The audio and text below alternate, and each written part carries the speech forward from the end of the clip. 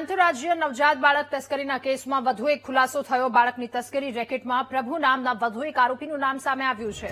અગાઉ પોલીસે ગોવિંદ નામના આરોપીની ધરપકડ કરી હતી. અમદાવાદ હ્યુમન ટ્રાફિકિંગ યુનિટની ટીમે બનાસકાંઠામાં સર્ચ ઓપરેશન શરૂ કર્યું. આ તપાસમાં ગોવિંદ અને પ્રભુએ હિંમતનગરમાં યુનુસને બાળક આપ્યું હોવાનું ખુલ્યું.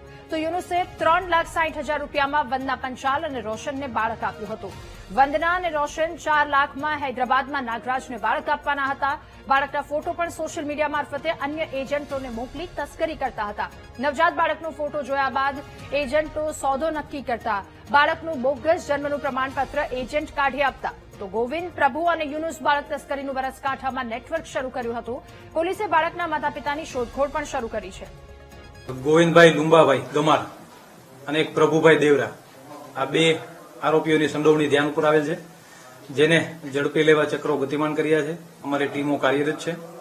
જે બંને આરોપીઓ ગોવિંદભાઈ અને પ્રભુભાઈ, આ બંને બનાસકાંઠા જિલ્લાના દાતા તાલુકા વિસ્તારના રહેવાસી છે. આ ઉપરાંત હૈદરાબાદના એક નાગરાજને જે બાળક આપવાનું હતું એવી પણ હકીકત ધ્યાન ઉપર આવેલ છે, જેને પણ સત્વરે ઝડપી લેવા અમારી ટીમ કાર્યરત છે. આ તપાસના કામે જે આરોપી નંબર 4 યુનુસને આપણે જે ધરપકડ કરી એની તપાસ દરમિયાન એવું ધ્યાન ઉપર આવેલ છે કે તેને આ બાળક ગોવિંદભાઈ ગમાર અને પ્રભુભાઈ આપેલું હતું. હવે જયારે ગોવિંદભાઈ અને પ્રભુભાઈની જયારે આપણે આ તપાસના કામે ધરપકડ કરશું ત્યારે જ આ બાબતે આગળ ખ્યાલ આવશે કે આ બાળક કોનું હતું અને તેઓ ક્યાંથી લાવેલ હતા.